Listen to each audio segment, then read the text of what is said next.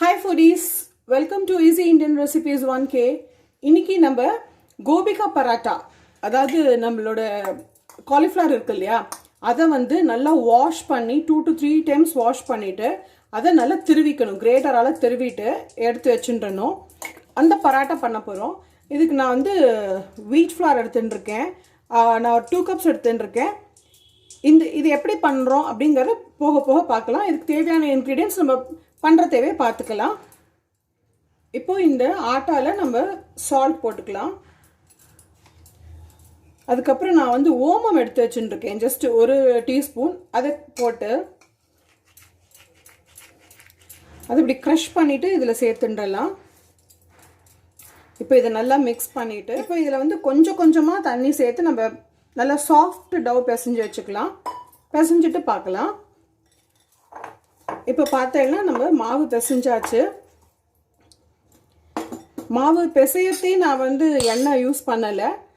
இப்போ இதை வெறும்னா க்ரீஸ் தான் பண்ண போகிறேன். இதை ஃபுல்லாக நம்ம நல்லா எல்லா இடத்துலையும் பரவற மாதிரி நம்ம வந்து இதை நம்ம க்ரீஸ் பண்ணிடலாம்.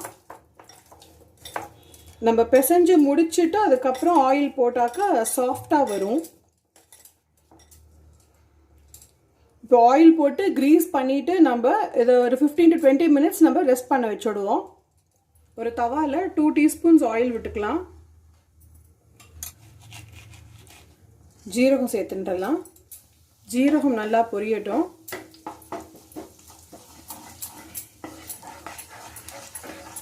இப்போ நம்ம என்ன பண்ண போகிறோம்னா, 1 இன்ச்சியை நம்ம வந்து கிரேட் பண்ணி வச்சுட்டுருக்கோம், அதை சேர்த்துடலாம். ஒரே ஒரு பச்சை மிளகாய் சின்ன சின்ன பீசஸாக கட் பண்ணி வச்சுட்டுருக்கேன், அது சேர்த்துடலாம். இப்போ இது ஒரு ஃபியூ செகண்ட்ஸ் சாட்டே பண்ணிடலாம். இப்போ இந்த பொடியை நறுக்கி வச்சிருக்கிற வெங்காயம் ஆப்ஷனல் தான். உங்களுக்கு வெங்காயம் வேண்டாம் அப்படின்னா நீங்கள் வெங்காயம் அவாய்ட் பண்ணிக்கலாம். பட் வெங்காயம் போட்டாக்கா டேஸ்ட் எக்ஸ்ட்ராடினரியாக இருக்கும். வெங்காயம் வந்து ஒரு நிமிஷத்துல நல்லா வதங்க ஆரம்பிச்சாச்சு.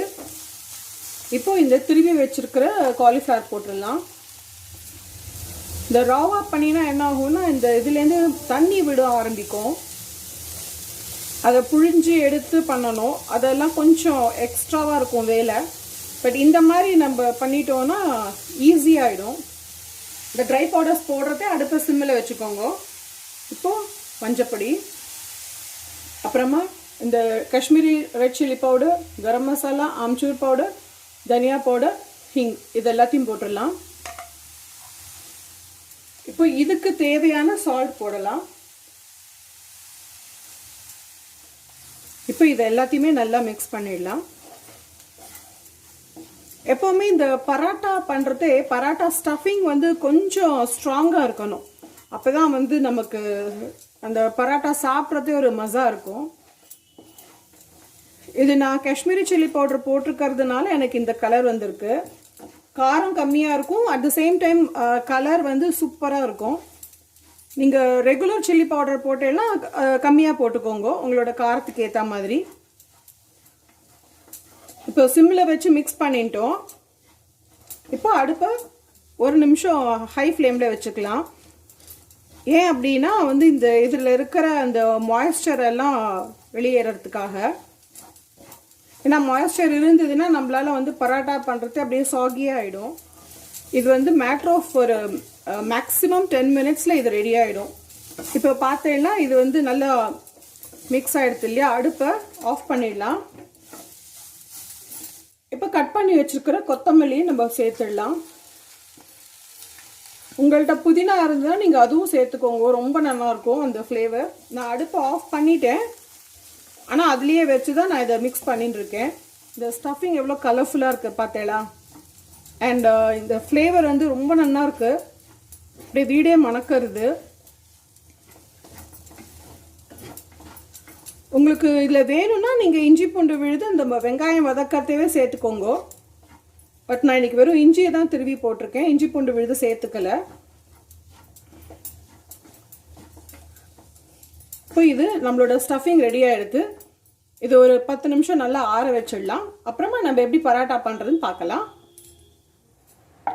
இப்போ நம்மளோட இந்த பராட்டா மாவு சாஃப்டாக ரெடி ஆகிடுது.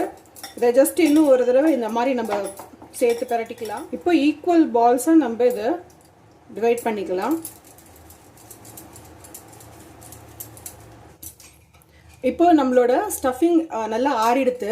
நம்ம உருட்டி வச்சிருக்கிற இந்த மாவுலேருந்து ஒரு போர்ஷன் எடுத்துக்கலாம்.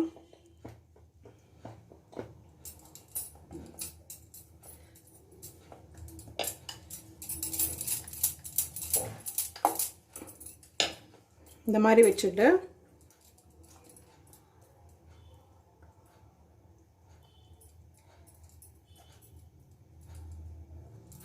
இப்போ இதை நம்ம யூஸ்வலாக நம்ம பராட்டாக்கு பண்ணுவோம் இல்லையா, ஆலு பராட்டா, மூலி பராட்டா, அப்புறம் கேரட் பராட்டாலாம் பண்ணியிருக்கோம் இல்லையா, அந்த மாதிரி பண்ணிவிட்டு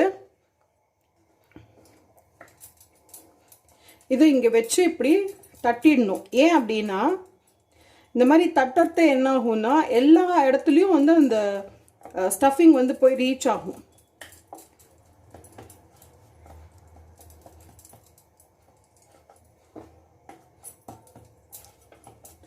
இப்போ ஸ்லோவாக இதை நம்ம இப்படி திரட்டிகிட்டே வரணும். நம்ம பராட்டா ரெடியாக எடுத்து இந்த மாதிரி எல்லா பராட்டாவும் ரெடி பண்ணிவிட்டு நம்ம பார்க்கலாம். இப்போது நம்ம பராட்டா போட்டு எடுக்க தவா ஆனில் வச்சுட்டோம். சூடாகிடுது. இப்போது பராட்டா போட்டுடலாம். இப்போ பார்த்தேன்னா இது சூடாக ஆரம்பிச்சிடுது. இப்போ திருப்பி போடலாம். இப்போ எப்படி ஆறுது பார்த்தீங்களா, மேலே அப்படி பஃப் ஆகி வருது.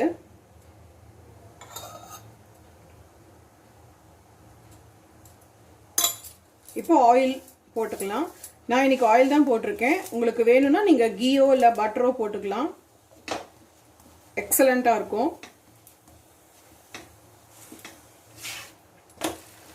இப்போ இந்த சைடு இந்த மாதிரி ரோஸ்ட் ஆகணும். இது இப்படி ப்ரெஸ் பண்ணினா மேலே பஃப் ஆகுது பார்த்தீங்களா, அப்போ அது நல்லா குக் ஆகிட்டு வருதுன்னு அர்த்தம்.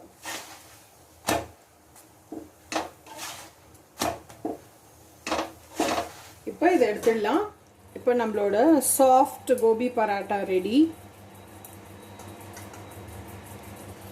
இதோட நம்ம இன்னைக்கு கீரா மசாலா ரைத்தா பண்ணியிருக்கோம். அதாவது வெள்ளரிக்காய் மசாலா ரைத்தா. எவ்வளோ சாஃப்டாக இருக்குது பார்த்தீங்களா. ஸோ இது வந்து நம்ம ஆரினா கூட இதை சாப்பிடலாம். லஞ்ச் பாக்ஸுக்கும் இதை யூஸ் பண்ணலாம். இந்த ரெசிபியை நம்மளோட கோபி பராட்டா ரெடி ஆகிடுது. எவ்வளோ ஈஸியாக அண்ட் சிம்பிளாக பண்ணிட்டோம் பார்த்தீங்களா. இந்த மாதிரி ஈஸி அண்ட் இன்ட்ரெஸ்டிங் ரெசிபிஸ் நம்ம சேனலில் நிறைய இருக்குது. Stay tuned for more easy recipes. Thank you for வாட்சிங். பை பாய்.